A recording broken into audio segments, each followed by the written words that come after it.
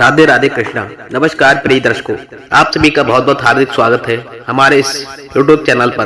दर्शक मित्रों, अगर स्त्रियों की वे कौन सी 3 चीजें होती हैं जो पति के मना करने पर भी पुरुष को जबरदस्त ही देख लेना चाहिए, और यदि कोई पुरुष अपनी पत्नी की ये 3 चीजों के लिए गलती से भी देख लेता है तो दर्शकों, उस पुरुष के घर में कभी भी गरीबी नहीं आती है, उसे गरीबी का सामना नहीं करना पड़ता है दोस्तों, जिस कारण से उसके घर में माता लक्ष्मी का सदैव ही वास बना रहता है और माता लक्ष्मी की कृपा नगर दृष्टि सदैव ही उनके ऊपर बना रहती है।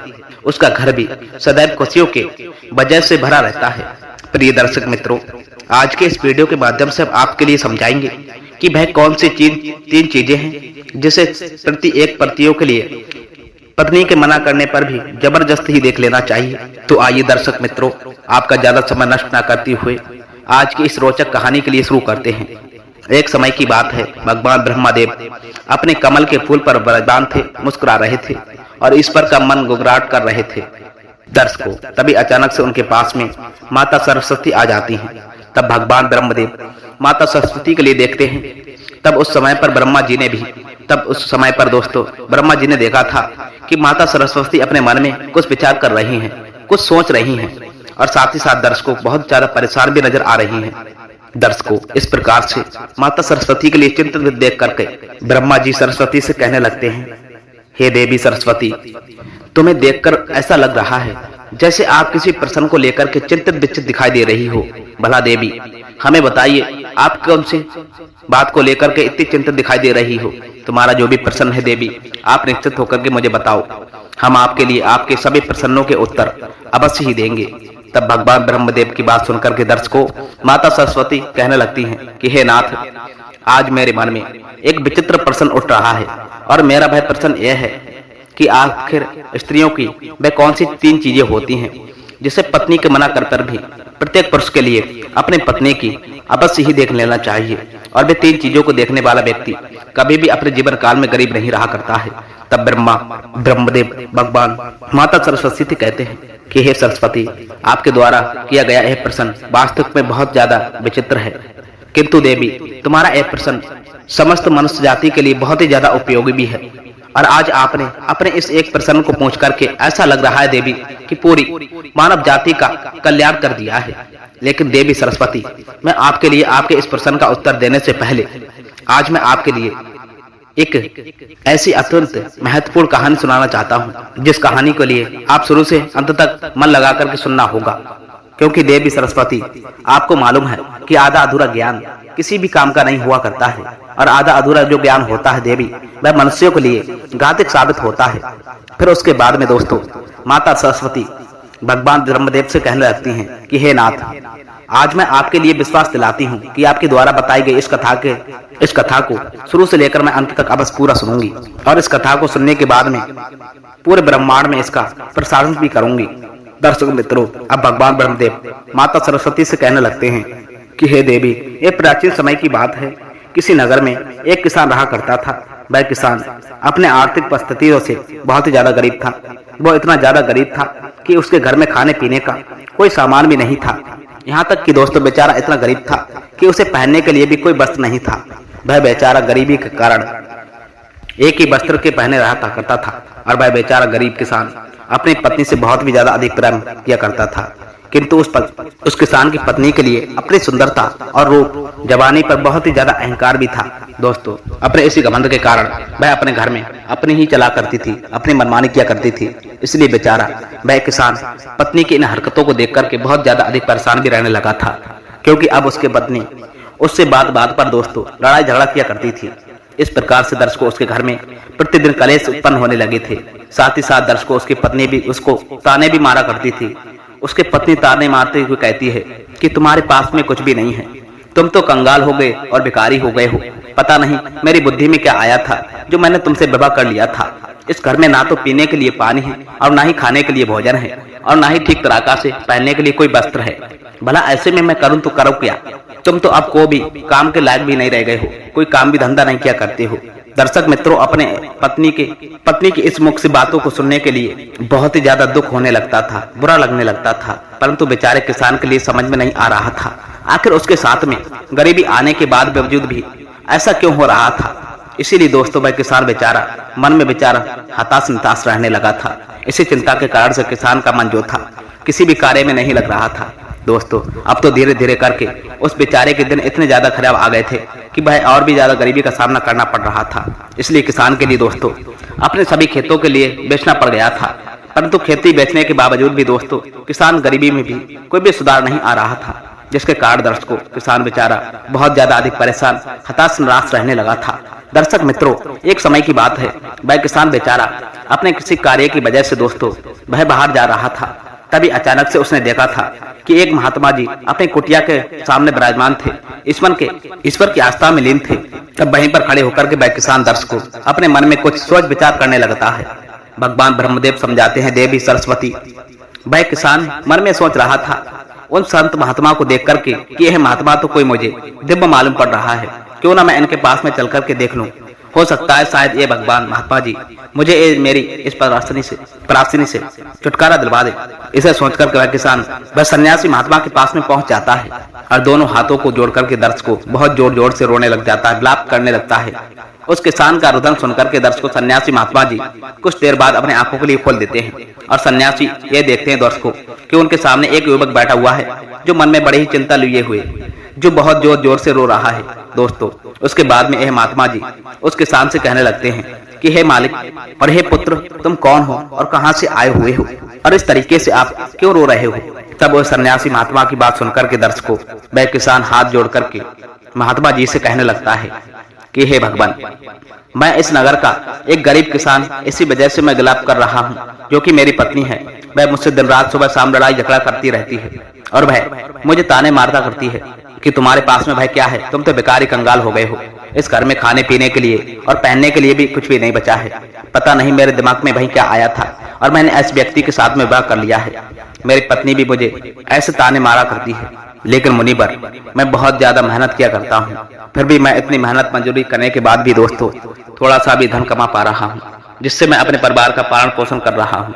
तब वह किसान आगे कहने लगता है दर्शकों कि हे मुनिवर, आप मुझे वह उपाय बता दो जिस उपाय को करने के बाद में मेरी पत्नी कभी भी मुझसे झगड़ा लड़ाई ना करे और मैं बहुत जल्दी ही धनवान व्यक्ति बन जाऊं। उस किसान की बातों को सुनकर जानकर के दर्शकों वह महात्मा जी उनसे कहने लगते हैं कि हे पुत्र, तुम पहले तो रोना धोना बंद किया कर दो। आज मैं तुम्हारे लिए एक ऐसी 3 चीजों के बारे में बताने जा रहा हूँ जो प्रत्येक मनुष्य के लिए अपनी पत्नी की जबरदस्ती ही अवश्य देखना चाहिए। यदि कोई भी पुरुष अपनी पत्नियों की यह 3 चीजों को धोखे से भी देख लेता है तो पत्नी के ना दिखाने पर भी निर्दोष व्यक्ति के धनवान बनने से, करोड़पति बनने से ईश्वर भी नहीं रोक सकता है। दोस्तों तब मुनिवर की बात जानकर के वह किसान उनसे कहने लगता है कि हे मुनिवर, कृपया करके आप मुझे देर ना करते हुए उन 3 चीजों के बारे में जल्दी बता दीजिए जिसे प्रति पुरुषों के लिए अपनी पत्नियों की देख लेना चाहिए। मैं वो 3-4 चीजों के बारे में बहुत ही ज्यादा उतावला हो रहा हूँ। तब वह सन्यासी दर्शकों उस किसान से कहने लगता है कि हे पुत्र, इतनी ज्यादा जल्दबाजी भी ठीक नहीं है। मनुष्य के लिए हमेशा हमेशा धैर्यवान बनकर के रहना चाहिए। चलो पुत्र, जब तुम इतनी बात कह रहे हो तो मैं आज आपके लिए उन 3 चीजों के बारे में बताने जा रहा हूँ जिसे प्रत्येक पुरुषों के लिए अपनी अपनी पत्नियों की अवश्य देख लेना चाहिए। दोस्तों लेकिन मैं आपके लिए वह तीनों महत्वपूर्ण चीजों के लिए एक अत्यंत और महत्वपूर्ण कहानी के माध्यम से बताने वाला हूँ। दोस्तों ब्रह्मा जी बताते हैं कि हे देवी सरस्वती, वह सन्यासी महात्मा कहने लगे उस किसान से, लेकिन पुत्र इससे पहले आपको मुझसे एक वादा करना पड़ेगा। जब इस कथा के लिए मैं सुनाऊंगा तब तक मन लगा करके तुम्हें इस कथा को पूरा सुनना पड़ेगा। तब उस सन्यासी की वजह से बात सुनकर जान करके वह किसान उनसे कहने लगता है कि ऋषिवर मुनिवर, मैं आपको विश्वास दिलाता हूँ कि तुम्हारा द्वारा बताई गई इस कहानी के लिए, इस अमृत धारा के लिए मैं शुरू से लेकर अंत तक पूरा अवश्य ग्रहण करूंगा। दर्शक मित्रों, इधर किसान ब्रह्मदेव भी माता सरस्वती से कहने लगते हैं कि हे देवी सरस्वती, वे महात्मा जी उस किसान से कहने लगते हैं कि हे पुत्रवद, किसी नगर में एक व्यापारी रहा करता था। वह व्यापारी उस नगर का सबसे बड़ा सेठ आदमी रहा करता था। उस व्यापारी और उसकी पत्नी में आपस में बहुत ज्यादा प्रेम था। वे दोनों एक दूसरे से बहुत ही ज्यादा अत्यंत प्रेम किया करते थे और इसके अलावा उनके घर में कभी भी आपस में लड़ाई झगड़ा भी नहीं हुआ करता था। कभी भी किसी भी चीज को लेकर के व्यापारी उसकी पत्नी के बीच में कोई भी कलहबाजी या लड़ाई झगड़ा नहीं हुआ करता था। इसीलिए उस व्यापारी के घर में सदैव माता लक्ष्मी का वास बना रहा करता था। उसे अपने व्यापार में कई एक गुना उन्नति प्राप्त हुआ करती थी। व्यापारी और उसकी पत्नी के बीच में दोस्तों इतना ज्यादा अधिक प्रेम था कि आस पड़ोस के लोग भी दोस्तों उन दोनों पति पत्नी के इस प्रेम को देख करके झगड़ा करने लगते थे, जिसके कारण से कुछ स्त्रियां तो व्यापारी की उस पति से बात भी नहीं किया करती थी। उसकी पत्नी प्रतिदिन संध्या काल के समय दोस्तों एक दीपक प्रतिदिन अवश्य ही विचलित किया करती थी, लेकिन कुछ स्त्रियां उसे ऐसा भी करने से रोक दिया करती थी। तुम प्रतिदिन संध्या समय काल के समय तुम अपने घर में दीपक के लिए क्यों जलाया करती हो? भला ऐसा करने से तुम्हें क्या लाभ होता है? तुम ऐसा कभी भी मत किया करो। किंतु व्यापारी की पत्नी जो थी दोस्तों, वह स्त्रियों की बात सुनकर जानकर अनुसरण किया करती थी और अपनी मन मर्जी ही किया करती थी। यहाँ तक दर्शकों, वह अपने पति उस व्यापारी की भी कोई बातचीत नहीं माना करती थी। वह अपने अनुसार ही अपने घर के लिए चलाया करती थी और वह व्यापारी जो था वह अपनी पत्नी की किसी भी कार्य की करने की मना नहीं किया करता था, क्योंकि वह व्यापारी जो था दोस्तों वह बहुत ही बड़ा बुद्धिमान व्यक्ति था, क्योंकि वह अपनी पत्नी के लिए किसी भी कार्य करने के लिए मना करेगा। व्यापारी अच्छे तरीका से यह जानता था कि वह अपनी पत्नी के लिए किसी भी कार्य को मना करने से रोकेगा तो निश्चित तौर पर हम दोनों में लड़ाई झगड़ा होने लगेगा और प्रतिदिन हम दोनों के बीच में कलेश उत्पन्न होता रहेगा, जिसके कारण से उसका ध्यान भी उसके व्यापार में नहीं लग पाएगा और व्यापार में हानि होने लगेगी। साथ ही साथ दोस्तों, साथ ही साथ मित्रों, वह व्यापारी जो था अपने उस पत्नी के लिए छोड़ना भी नहीं चाहता था, क्योंकि व्यापारी जो था दर्शकों वह अपनी पत्नी से बहुत ही ज्यादा अधिक प्रेम भी किया करता था, लेकिन उसकी पत्नी जो थी उससे ज्यादा अधिक प्रेम नहीं करती थी, बल्कि उस व्यापारी के सामने दिखावा मात्र का ही प्रेम जताती थी और अपने पति से वह बात बात पर लड़ाई भी झगड़ा करती थी। किंतु किसी न किसी तरीका से वह व्यापारी जो था अपने उस पत्नी के लिए मना लेता था। दर्शक मित्रों, इस तरीका से दिन कट रहे थे। वह व्यापारी जो था वह अपनी पत्नी के साथ में सुखपूर्वक जीवन के लिए व्यतीत कर रहा था। पर धीरे धीरे करके दोस्तों ये बात पूरे नगर गांव मोहल्ला में फैल गई और आप उस नगर के लोगों से व्यापारी की और व्यापारी की पत्नी भी इस प्रेम की मिसाल देने लगे थे। फिर धीरे धीरे करके दोस्तों ये बात उस नगर के राजा के लिए मालूम पड़ी कि व्यापारी जो था और व्यापारी के पति जो थे वे दोनों एक दूसरे से बहुत ज्यादा अधिक प्रेम किया करते हैं। अब राजा ने अपने पास में सैनिकों के लिए बुलाया और कहा था उनसे कि जाओ उस व्यापारी और व्यापारी की पत्नी के लिए पर आदर सहित प्रेम पूर्वक हमारे महल में बुला करके लेकर के आओ, हम उसका सम्मान करना चाहते हैं, लेकिन तुम उन्हें कुछ भी मत बताना। दर्शक मित्रों, इधर भगवान ब्रह्मदेव जो थे माता सरस्वती से कहने लगते हैं कि हे देवी सरस्वती, आप तो राजा की आज्ञा को पाकर के उसके वे सैनिक जो थे उस व्यापारी के घर पर पहुंच जाते हैं और उसके घर पर दरवाजा खटखटाने लगते हैं। फिर कुछ देर बाद दोस्तों वह व्यापारी जो था अपने घर का दरवाजा खोल देता है और वह देखता है कि उसके सामने राजा के सैनिक खड़े हुए हैं। तब वह व्यापारी जो था उन सैनिकों से कहने लगता है, भला आप लोग आज हमारे घर पर पधारे क्यों हो? फिर वह सैनिक जो थे व्यापारी सुनकर बात कहने लगे कि चलिए, आपको राजा साहब ने अपने राजमहल में बुलाया है। तो राजा के वे सैनिक व्यापारी और व्यापारी की पत्नी के लिए राजमहल में ले जाते हैं और राजा भी व्यापारी और व्यापारी की पत्नी का अच्छे तरीका से अंतिम संस्कार करते हैं। उनके बाद में थोड़ा सा भी धन दे देते हैं, जिसको पाकर दर्शकों भाई व्यापारी और उसकी पत्नी बड़े ही प्रसन्न हो जाते हैं और प्रसन्नता पूर्वक अपने घर में वापस लौट जाते हैं। उनके बाद में उस नगर का जो राजा पूरे नगर में यह ऐलान कर देता है दर्शकों कि आज रात्रि में सभी प्रत्येक घरों में व्यापारी की पत्नी और व्यापारी के बीच में इतना प्रेम होने के कारण सभी गांव निवासी अपने अपने घर पर दिए जलाएं दर्शकों, जिससे उस व्यापारी और व्यापारी की पत्नी के प्रेम के बीच की सराहना हो। दर्शक मित्रों, अब तो राजा साहब की आज्ञा सुनकर के उन नगर के सभी घरों के बीच में दीपक प्रज्वलित किया गया है, लेकिन किंतु उस नगर में सभी घरों के दीपक कुछ देर बाद बुझ जाया करते हैं, किंतु वह व्यापारी का घर का दीपक अभी तक जल रहा था दोस्तों, और उसका प्रकाश बहुत दूर दूर तक फैल रहा था। फिर उस नगर के राजा ने अपने मन में सोचा था दोस्तों, क्यों ना मैं बाहर चल करके देखता हूँ कि किसने अपने घरों में दीपक प्रज्वलित किए हैं और किसका दीपक अभी तक प्रज्वलित हो रहा है।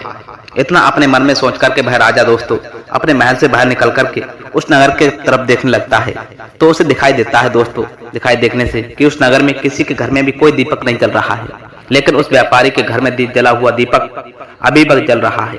राजा अभी उस नगर की तरफ देख ही रहा था कि इतने में तब तक राजा की वहां पर रानी आ जाती है। तब उसी समय पर राजा साहब रानी से कहने लगते हैं कि हे रानी, तुम नगर की तरफ देखियो, तुम नगर के सारे घरों में कोई भी दीपक अभी तक नहीं जल रहा है, लेकिन अभी भी उस व्यापारी के घर में दीपक जल रहा है। रानी इससे स्पष्ट हो जाता है कि भाई व्यापारी और उसके पत्नी के बीच में कितना ज्यादा अधिक प्रेम है, और उन दोनों के आपस में इतना ज्यादा प्रेम होने के कारण वह व्यापारी है, क्योंकि वह व्यापारी बहुत ही ज्यादा बुद्धिमान व्यक्ति है और अपनी सूझबूझ से अपने घर के लिए चलाता है। परंतु रानी राजा की इस बात को मानकर के सहमत नहीं होती है और राजा साहब से कहने लगती हैं, महाराज मैं आपके इस जवाब से सहमत नहीं हूँ। मेरे हिसाब से तो उन दोनों में इतना प्रेम होने का कारण उस व्यापारी की पत्नी ही है। मित्रों, तब उस ब्रह्मा जी भगवान माता सरस्वती से कहने लगते हैं कि देवी सरस्वती। इसी बात को लेकर के राजा और रानी में बहुत ज्यादा देर तक बहस होने लगती है। अब धीरे धीरे करके दोस्तों बात जो थी वह लड़ाई झगड़े तक पहुंच जाती है। फिर धीरे धीरे करके लड़ाई इतनी ज्यादा बढ़ जाती है कि राजा रानी के बीच में तलवारें भी चलने लग जाती हैं, जिससे राजा और रानी के लिए कई एक ज्यादा चोटें भी अधिक आ जाती हैं। कभी अचानक से राजा साहब ने रानी से कहा था कि हम दोनों इस प्रकार से भला लड़ाई क्यों कर रहे हैं, क्यों ना हम इस लड़ाई के बदले में उस व्यापारी और उस व्यापारी की पत्नी की परीक्षा ले लें, जिस पूर्ण रूप से स्पष्ट हो जाएगा कि इन दोनों में इतना ज्यादा प्रेम होने का कारण भला कौन है। अब तो राजा की इस बात को मानकर के रानी भी स्वीकार कर जाती है। ठीक है महाराज, मैं आपकी बात से सहमत हूँ, लेकिन इससे पहले मैं उस व्यापारी की पत्नी की परीक्षा लेना चाहती हूँ। फिर राजा साहब भी कहने लगते हैं कि ठीक है रानी जी, आप जैसे चाहो वैसे उन दोनों की परीक्षा ले सकती हो। फिर रानी अपने पैसों में कुछ सैनिकों के लिए बुला देती है। जाओ उस व्यापारी से कह देना, यदि वह व्यापारी अपनी पत्नी के लिए मार डालेगा तब मैं उससे विवाह कर लूंगी और राजा साहब के बंदी बना करके जेल में बंद करवा दूंगी। राजा के स्थान पर उसके लिए विराजमान कर दूंगी। अब तो रानी का आदेश पाकर के वह सैनिक जो थे उस व्यापारी के घर पर पहुंच जाते हैं। दर्शक मित्रों, इधर शाम होने वाली थी, लेकिन व्यापारी की पत्नी जो थी दोस्तों किसी काम की वजह से भाई कहीं पर गई हुई थी, लेकिन व्यापारी उसके घर में था, क्योंकि वह व्यापारी दोस्तों स्वास्थ्य की वजह से हल्का सा बीमार हो गया था। फिर वह सैनिक उस व्यापारी के घर के पास में पहुंच करके दोस्तों उसके द्वार के दरबार पर खटखटाने लग जाते हैं। तब दरवाजा दोस्तों खटखटाने की आवाज सुन करके वह व्यापारी किसी न किसी तरीके से अपने घर के मुख्य द्वार के लिए खोल देता है। फिर वह सैनिक कहने लगता है, यहाँ की रानी साहिबा का आदेश है कि यदि आप अपनी पत्नी के लिए जान से मार डालोगे तब रानी साहिबा आपसे विवाह कर लेंगी और राजा साहब के लिए बंदी बना करके जेल में डलवा देंगी। फिर राजा के रूप में आपको सिंहासन पर विराजमान करवा देंगी। उसके बाद में इस नगर पर आपका ही राज बन जाएगा, आपका राज ही राज रहेगा। उन सैनिकों की बात सुनकर के दर्शकों भाई व्यापारी उन सैनिकों से स्पष्ट रूप में कहने लगता है कि हे सैनिकों, जाइए रानी साहिबा से जाकर कह दीजिए कि मैं अपनी पत्नी के लिए किसी भी हालत में खोना नहीं चाहती हूँ, क्योंकि मैं अपनी पत्नी से बहुत ज्यादा अधिक प्रेम करता हूँ। और यदि किसी ने मेरी इस प्रिय पत्नी के बारे में नुकसान करने की भी सोचा था तो फिर याद रखना दोस्तों, अपनी रानी से कहना कि मुझसे बुरा कोई नहीं होगा। यार यदि बात रही रानी साहिबा विवाह करने की, तो 6 सैनिकों जाकर के तुम अपने रानी साहिबा से कह देना कि मैं किसी भी हालत में उनसे विवाह करने के लिए तैयार नहीं हूँ, चाहे वह मुझे अपना सिंहासन ही क्यों ना दे दे, और मैं अपनी पत्नी का स्थान किसी के लिए नहीं दे सकता हूँ। फिर उस व्यापारी की बात सुनकर के दोस्तों वह सैनिक राजमहल में पहुंच जाते हैं और जाकर के वह सैनिक उस व्यापारी के द्वारा बताई गई बातों के लिए बता देते हैं रानी साहिबा से। उसके बाद ही में राजा रानी से कहता है, हे रानी, राजा, हे रानी, तुमने देखा ना कि भाई व्यापारी कितना ज्यादा बुद्धिमान है। इससे स्पष्ट हो जाता है देवी कि व्यापारी और उसकी पत्नी के बीच में कितना ज्यादा अधिक प्रेम होने का कारण है वह व्यापारी ही है, क्योंकि वह व्यापारी अपनी पत्नी से बहुत ज्यादा अधिक प्रेम करता है। राजा की बात सुनकर के रानी राजा से कहने लगती हैं, हे महाराज, भला आप ऐसे कैसे कह सकते हो, आपने अभी तक उस व्यापारी की पत्नी की परीक्षा भी नहीं ली है। तब राजा कहने लगता है कि हे रानी, चलो तुम्हारे कहने के अनुसार मैं रानी की व्यापारी की पत्नी की परीक्षा लेने लगता हूँ। मैं आपके मन को संतुष्ट करने के लिए देवी व्यापारी की पत्नी की परीक्षा लेने जा रहा हूँ।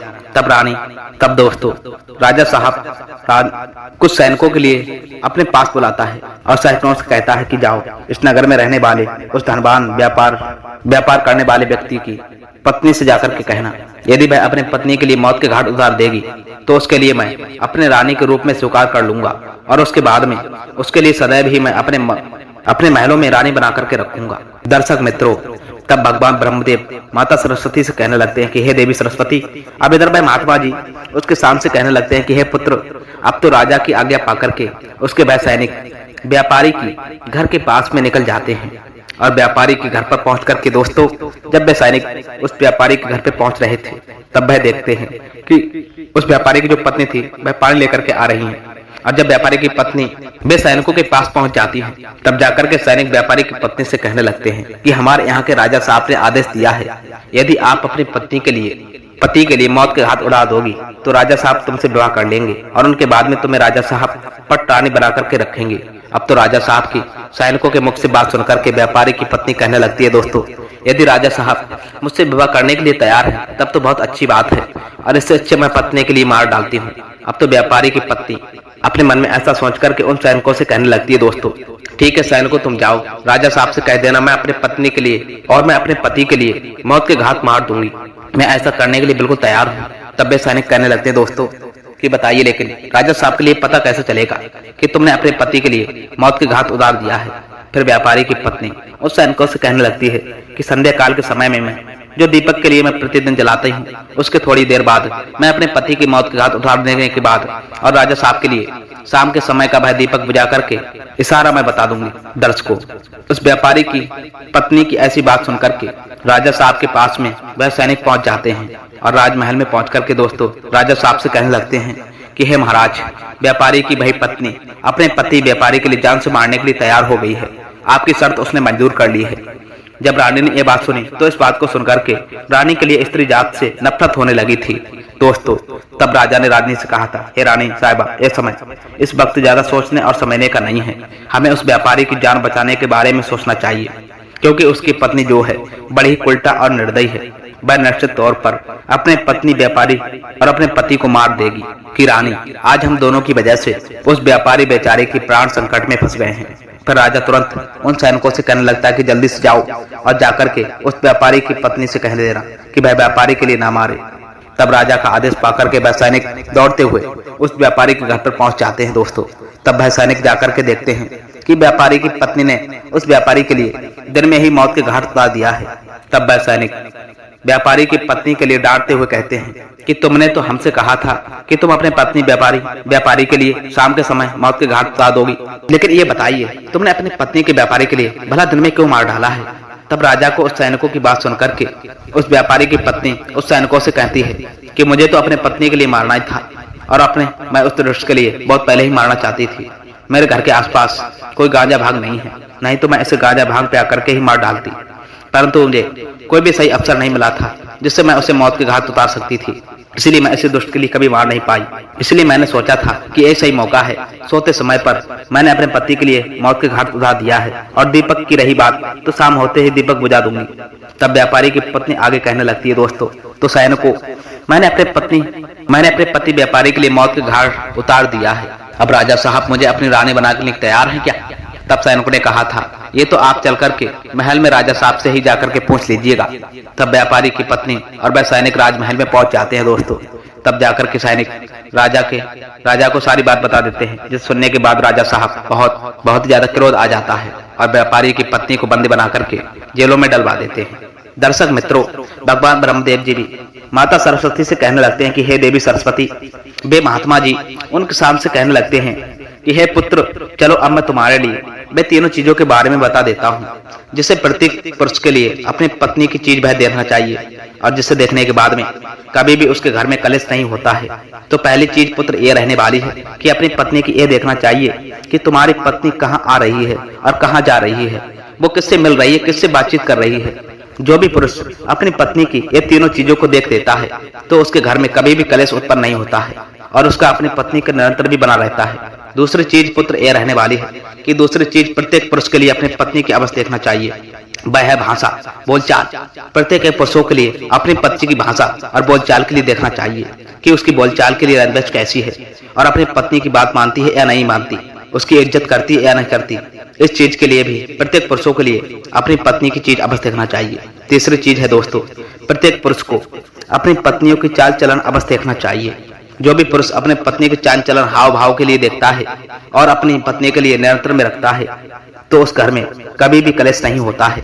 लेकिन वहीं पर जो स्त्रियां अपने परिवार के लिए या अपने घर के लिए या अपने मनमानी को चलाती हैं और साथ ही साथ पतियों की बातों को नहीं मानती हैं, पति का अपमान करती रहती हैं, तब उनका भी हाल उस व्यापारी की भांति बन जाता है।